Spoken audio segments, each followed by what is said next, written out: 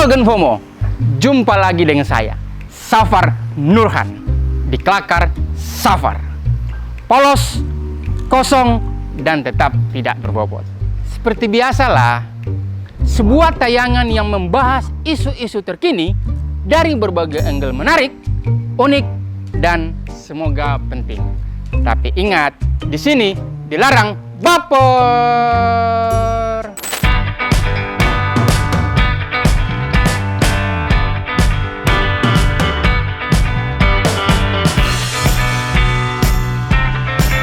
Genfomo, udah pada nonton debat cawapres minggu lalu belum? Atau minimal udah lihat cuplikan dan meme debat cawapres di medsos kan? Ayo, meme siapa yang paling banyak kalian lihat? Ya, meme Cak Imin. Karena memang penampilan cawapresnya Anies Baswedan itu menjadi sorotan publik saat debat kemarin. Tapi bukan karena penampilannya yang memukau, malah sebaliknya. Kasihan Anies, udah capek-capek naikin elektabilitas, dibabat sama pasangan sendiri. Ini nih definisi beban kelompok. Bukannya ngomong yang penting, malah jadi yang penting ngomong. Mau buktinya? Insert editor.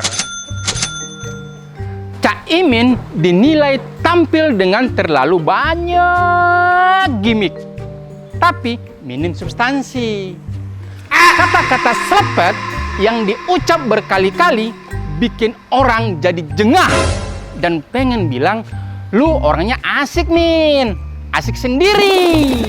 Gagasan Cak Imin mengenai pembangunan 40 kota setara DKI Jakarta dalam waktu satu periode kepemimpinan juga dinilai nggak rasional dan membuat Gibran dan Profesor Mahfud bertanya-tanya.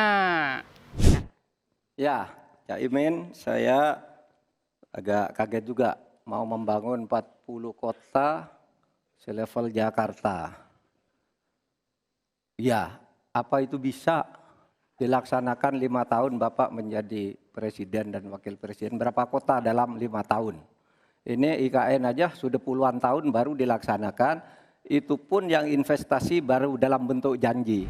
Dan yang paling bikin Imin jantungan, waktu Gibran nanya inkonsistensi dirinya terhadap IKN. Katanya nolak, tapi kok dulu ikutan potong tumpeng.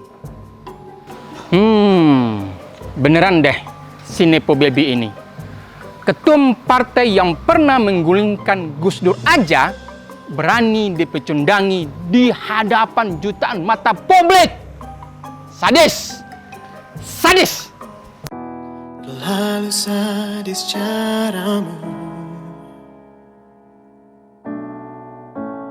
menjadikan diriku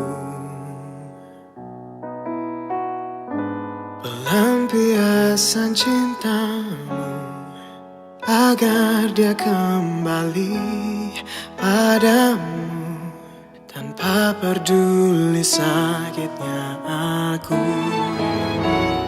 Tolong, yang ini jangan diselepet ya, Cak. Takut ngadu ke bapaknya ntar. Selanjutnya, penampilan Gibran, sang Nepo Baby. Harus diakui, Gibran melebihi ekspektasi netizen. Jauh sebelum debat cawapres dimulai, banyak netizen yang membuli Gibran karena dianggap tidak berani hadir di forum debat.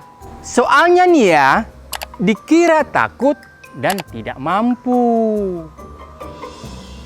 Nah, itulah netizen. Don't judge a book by its cover. Jangan menilai Gibran dari tampilan pelangak pelongonya aja. Paham? Walau banyak yang menuduh Gibran menghafal, tapi tetap aja penampilan doi jauh lebih mengagumkan daripada Caimin. Apalagi Gibran name dropping istilah-istilah keren bahasa Inggris kayak carbon capture, SGIE, dan cryptocurrency. Wih, udah kayak tech bros startup masa kini. Canggih.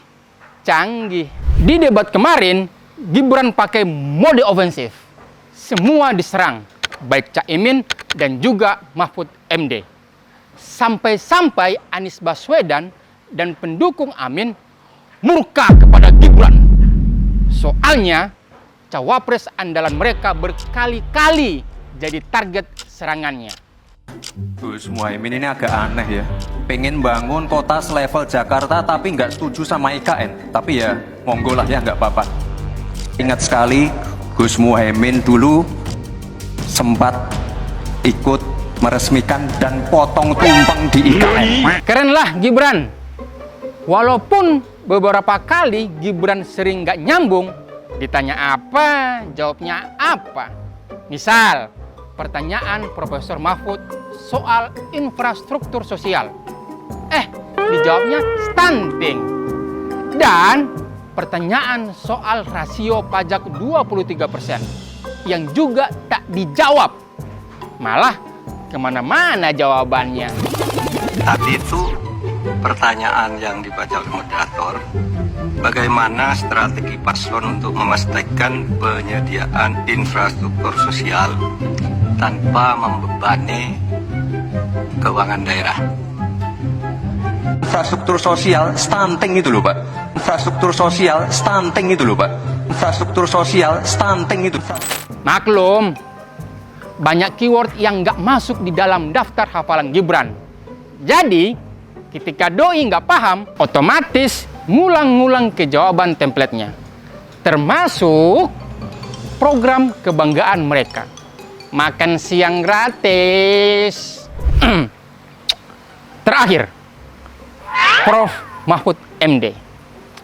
Untuk yang satu ini, jujur li, agak susah cari celahnya di mana.